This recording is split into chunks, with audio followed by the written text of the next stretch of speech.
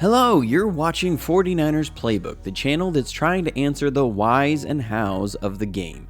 In a follow-up to my review on the 49ers win over the Philadelphia Eagles, I'm going to go back and cover the 49ers' second drive that went over 90 yards. This drive really serves as a great example of what was happening all throughout the game. We'll go play by play and see just how it was that San Francisco was able to put together such a long scoring drive that took a ton of time off the clock and made it a 2-score game, which ended up being the deciding factor in the game. So let's jump to the film and see how Jimmy Garoppolo and the offense executed this long drive. You're watching Johnny Dell's Football Academy.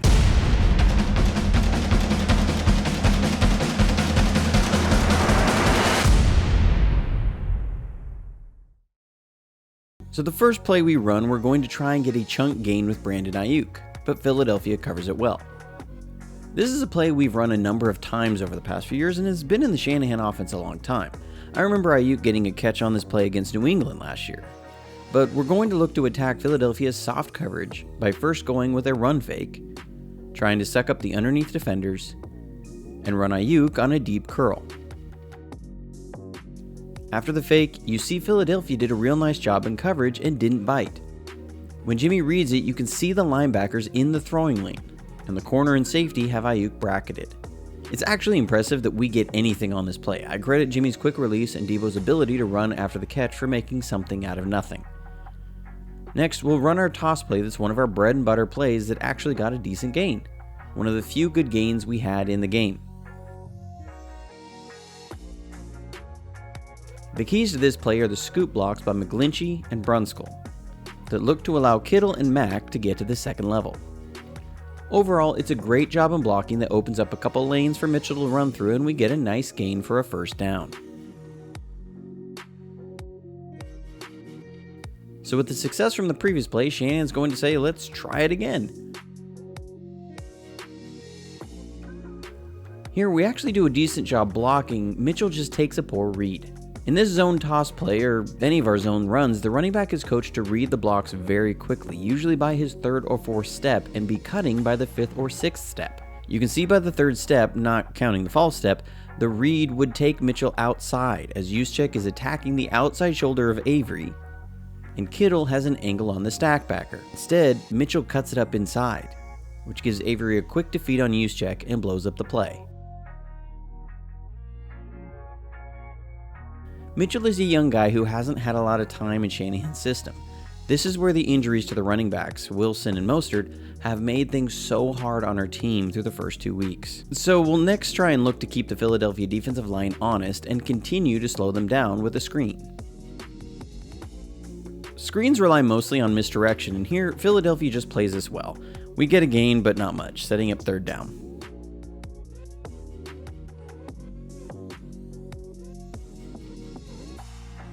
On third down, the 49ers are able to convert for a first down.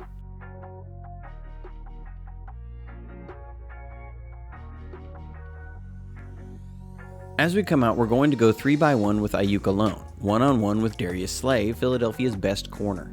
The Eagles are going to be in cover 1 man, with the linebackers playing back out to their side. Here, he's just going to run a quick curl route.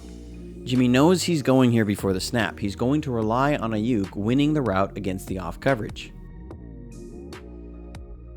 Ayuk first drives vertical, and this play is all about timing, especially going against a good corner like Slay. Notice Jimmy has started his windup before Ayuk has hit his plant foot. Then he's going to put the ball high and outside to the farthest point away from the defender, and Ayuk makes a great catch. This is where having a guy with a big catch radius really helps. That's just great execution on third down by both these guys.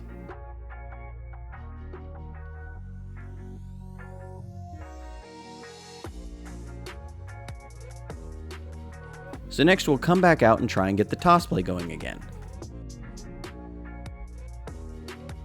This is another example of Mitchell not trusting what he's seeing. He's aiming to go outside and doesn't read the double team block or the pursuing linebacker early enough. By the time he chooses to cut back, there's been a pile and it goes for a short gain. If we back it up,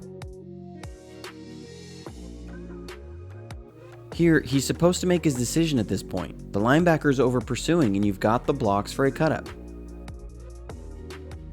This is the point he's supposed to cut up. Really, it should be the step before this, but he took a false step to start out, and so it's messed up the timing a little bit. But you see there's a lane. Instead, he takes 2 more steps, and then the play is blown up. I know it seems like such a small detail, but that's the margin sometimes in the NFL, and it's why Kyle Shanahan demands precision in everything they do. You hear talk all the time of the little things that teams do. These are some of those little things.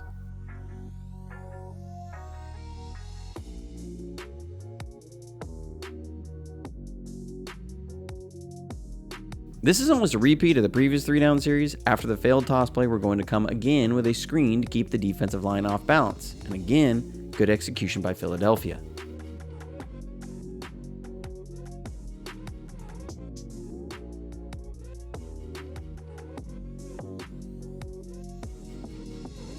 After the end of the third quarter, that's why the direction has changed, we're going to convert another 3rd down through the air.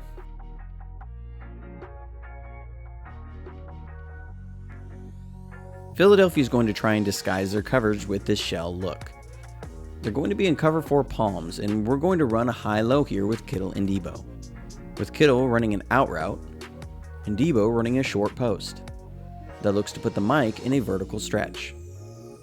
This is a key read play where we know we have a player in conflict, so Jimmy isn't staring at his receiver, he's watching the mic. He sees the mic drive on Kittle's route, which actually is threatening the outside zone, but with only 3 true underneath defenders, he's tasked with covering quite a bit of ground.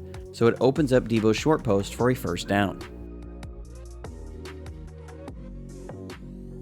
Let's also give credit to the offensive line here. They gave Jimmy a great pocket. So on 1st down, we'll look to again get the run game going. We're going to run an inside power play and pull Tomlinson. Here, Kittle is tasked with a tough block, and he just isn't able to cut his man off, who's able to defeat the play. Even the best don't win 100% of the time. So with Philly crashing down so aggressively, Kyle is going to run a variation off this same play. We come out in the same formation and give the same inside action by pulling with Tomlinson and run Debo on a reverse. And with some tough running from Debo, we get a decent gain.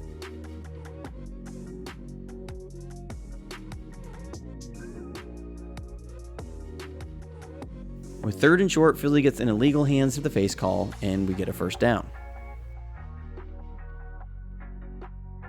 Again, on 1st down, we're coming with our toss play yet again. You might say, this seems pretty predictable. Seems like almost every 1st down on this series, we've come with the same play. Yeah, sometimes that is the way it happens. Sometimes you just keep doing something because that's the most unpredictable thing to do. But you keep doing it and keep wearing down a defense because you might just get them to crack. And if your quarterback is money on 3rd down, it affords this. And let me sidebar for a second. This is where I have an exception to the idea that Jimmy G has just been carried by a defense and a strong run game. This is our biggest run by far in the game. It's set up only after the defense has been hit by a bunch of plays and 3 3rd down conversions. In 2019, Jimmy G was one of the best 3rd down quarterbacks in the league. This is why the run game is so much more successful when he plays. Anyways, that's my rant and it's over. Here, Brunskill is able to get a great scoop block. And we're also able to get a nice handoff block from Kittle to Juice. And Mack and McGlinchey are able to get to the 2nd level. And we open up a huge lane for Hasty that sets up 1st and goal. The next play, Trent Williams just gets beat inside and it blows the play up.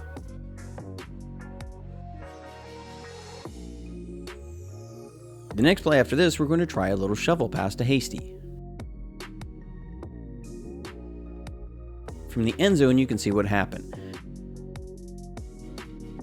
Trent Williams body blocked Hasty, and it disrupted the play. We then get a pass interference call that gives us a new 1st down.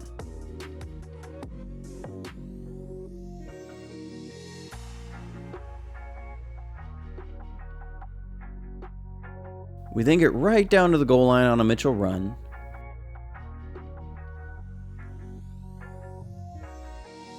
And then turn to the play of the day, the quarterback sneak. Well, that's it for this episode. I know that was a little different and you can see why I don't go play by play through the entire game, but I thought it might be helpful to look at the most crucial drive in the game in sequence and see how it all unfolded. Thanks for watching, I hope you enjoyed it, and if you did, like and subscribe, and don't forget to hit the notifications button to be alerted to when a video goes live. As always, if you'd like to support the channel in any way, I'll have links for that below. It'll be a great matchup this Sunday night as two teams with deep playoff aspirations square off, and we'll see those amazing 94 throwbacks. I was 10 years old when we won the 94 Super Bowl, and so those jerseys give me special feelings of watching the 49ers with my dad, who has since passed. But it'll be a great time watching the 49ers in prime time. And as always, stay safe, stay healthy, and go Niners.